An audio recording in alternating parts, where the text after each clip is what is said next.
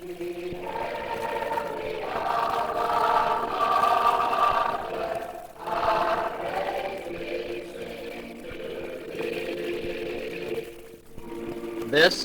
is Landon, 1957. Its traditions, its spirit, its friendliness, its achievements. its... But wait, Landon is this and more. Only those who have been or will be a part of our school can understand the warmth that we feel when we think of the wonderful experiences we have shared here. Do you remember the warm welcome Mr. Wood extended to all the seniors when school opened in September? Our being back together again for this school year offers us the opportunity for this mutual exchange of welcome. For we really are glad to see our friends and each other again, and to think about the busy and exciting year just ahead. For you seniors, this year will be your very best, and one which you will always remember, your graduation year. Make it a good one. Take part in all of the activities, and of course, study too. This is it. Let's everyone make it a wonderful year.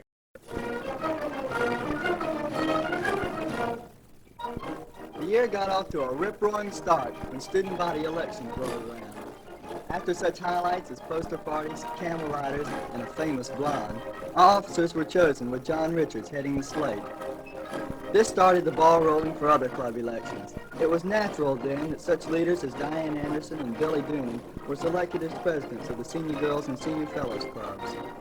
Lil Abners and Daisy Mays were everywhere on the eve of the annual Sadie Hawkins dance, sponsored by the Lion's Roar. Even the editor, Richard Titus, was a convincing dog patcher.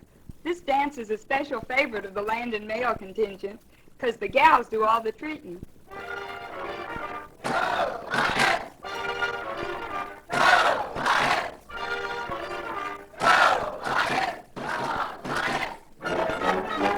Football season! Can't you hear the spirit of Landon as the cheerleaders, headed by Robert Carter, spurred our football team on to victory? Jerry Hardy, the team's captain, inspired the boys to work together for Landon's name, and Coach Searcy's perseverance... All in all, I think this past year, in my honest opinion, was an awful good ball club with the experience, the lack of experience that they had on the team, with new boys coming up. I'd like to take this opportunity to thank the administration, the faculty, and the student body for their cooperation and support in all sports this season or this year at Landon High School. And another thing, I'd like to thank the community, the people, the backing that they give us over here. We've got a wonderful community in the South Side, and they support Landon High School, and we want to look forward to their support in the future. Thank you. But our school not only excelled in athletics, its scholastic achievements were recognized with the induction of the members of the National Honor Society. As president, Harold Vick gave a short message on the importance of high scholastic ideals.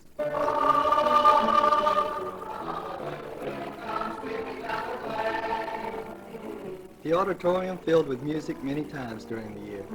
Voices blended harmoniously in fine concerts presented by the choruses. The wonderful programs presented by our band contributed greatly to Landon's musical fame.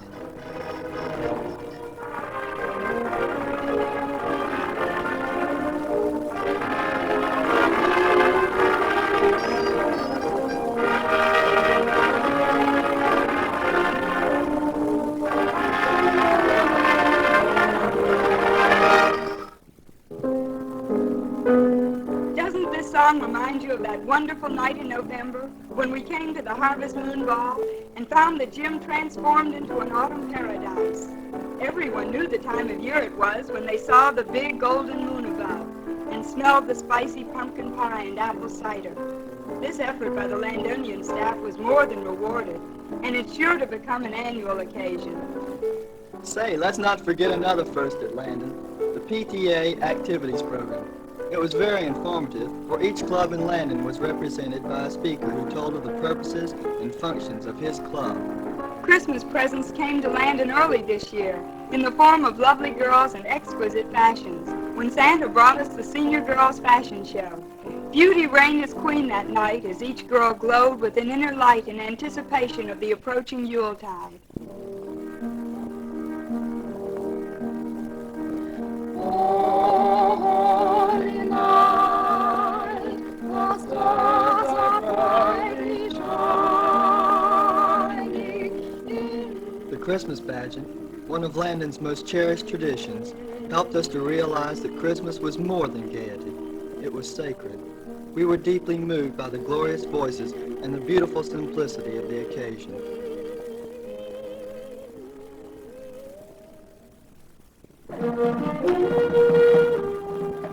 Do you remember the Christmas dance? You know, we probably could have danced all night. We'd waited since September. Not patiently, but waited. And now the magical evening had arrived. When we entered the ballroom, we knew that this would truly be a memorable evening. And it was. Ann Parsons and Jimmy Abercrombie, Landon's king and queen, were radiant as they ascended their throne to reign over a lovely Christmas court. Pep rallies for our basketball team ushered in the new year and gave the boys that added burst of enthusiasm. This year's team, led by James Carter, was one of the greatest. Under the direction of Coach Warner, our team captured the Co-Big Ten Championship and became the pride of Landon. Landon's defending Big Ten basketball champs won 9 and lost 3 this year to become co-champions for 1957. The Lions' overall record consisted of 18 wins and 7 losses, including tournament plays. We have a fine group of boys to work with, and their personal desire to improve gave us a fine season. We enjoyed every minute of our time, and it's a great pleasure to be associated with such high-caliber boys that we have here at Landon High School. It is our student body that carries on the famous traditions of Landon High School. We'll see you next year at all of Landon's games.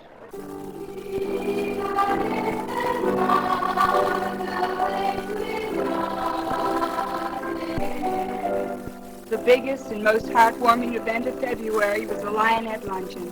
This was the last year that our wonderful drill team, the Lionettes, would ever perform. For Miss Kathleen Turner, their founder and leader, was leaving. Carol Monroe had the honor of being the last, but yet the finest Lionette leader. We will not fully realize our great loss until the halftime shows next year. Mr. Mike Hauser, our assistant principal, left Landon this year. But in his place came the friendly personality of Mr. Scotty Henderson, who has already found a place in our hearts. Traditional rivalry between the senior fellows and senior girls was revived as each team made desperate attempts to outdo the other on the night of February 21st. The boys looked adorable in their white gym suits. And although the girls put up a mighty good fight, the boys won out. After this display of skill, the senior fellows took on the faculty flashes in their annual basketball games. Along with skillful playing and amid much laughter and gaiety, the boys were victorious.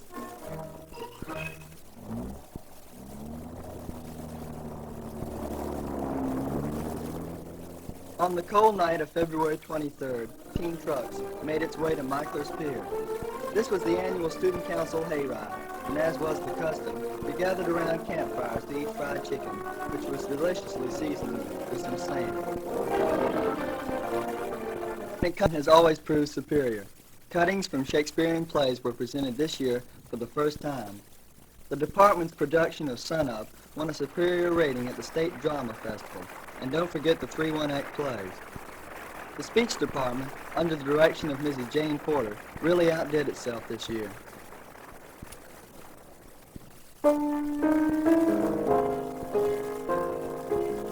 Starlight, star bright, first star, say goodnight. But so many stars shone that night in April as the junior girls in their spring fashions lent enchantment to the evening. Laughter prevailed during the intermission as the junior boys presented their version of Jill's Coke Party.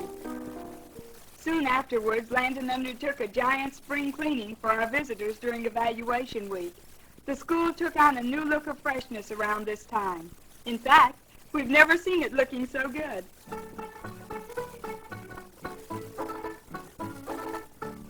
This was the Senior Fellows Minstrel. Lightning, Who was that good-looking girl I saw you walking down the street with yesterday? Did you see her? She sure was magnolious, wasn't she? Do you know she wears a glass eye? No, I didn't know she wore a glass eye. I didn't either at first, but it came out during the conversation.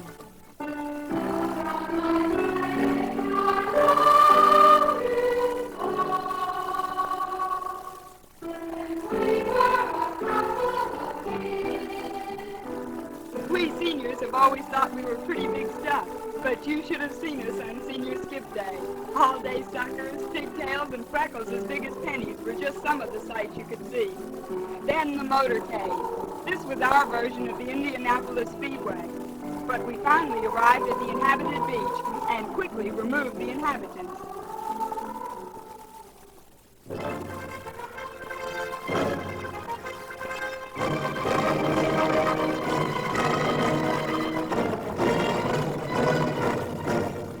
The year was now drawing to a close, but we knew that an outstanding group of leaders would maintain the high standards of Landon throughout the following year. Besides club officers, a dazzling corps of majorettes was chosen to add sparkle to our wonderful Landon band. This year's group, led by Carolyn Siskra, was the finest Landon had ever known, but we are sure that we will be equally proud of our new corps. Under the careful guidance of our cheerleaders, 11 peppy boys and girls were selected for next year's squad. One of the last projects of the seniors was the traditional class play. After seeing bells on their toes, it was easy to see why it was chosen. The light humor and fantastic situations blending with our senior stars made it an unforgettable attraction. The year's big project was the purchasing of new curtains for the stage.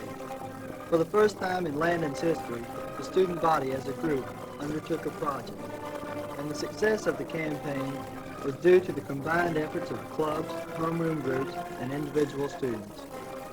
Since our year began with traditions, it is natural then that it should end with such traditions as club banquets. One which was especially thrilling and had been long awaited was a Landonian banquet, where here our annuals were first displayed. Our Landonian staff, under the able leadership of Lynn Williams, editor-in-chief, gave unselfishly of their time and energy to make this annual the best ever.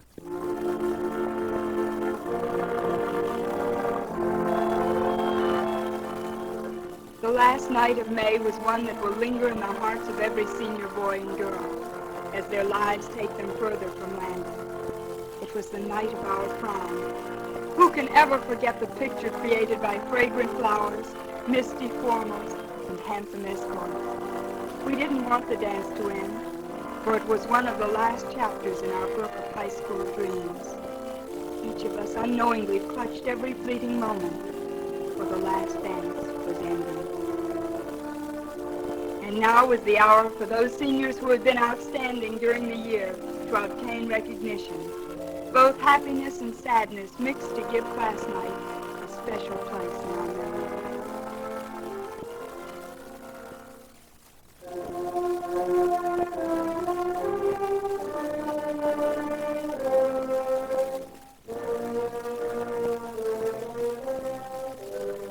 Graduation. Every step we took down the long aisle led us away from friends toward strangers, away from Landon into a strange and unknown world. Although some of us may never meet again, we shall carry with us memories far more precious than the rarest jewel. We look with envy towards the many who will return, and we know that Landon will continue to be great under the Lion's Creed. Thank you, Landon. Thank you for all you have given us.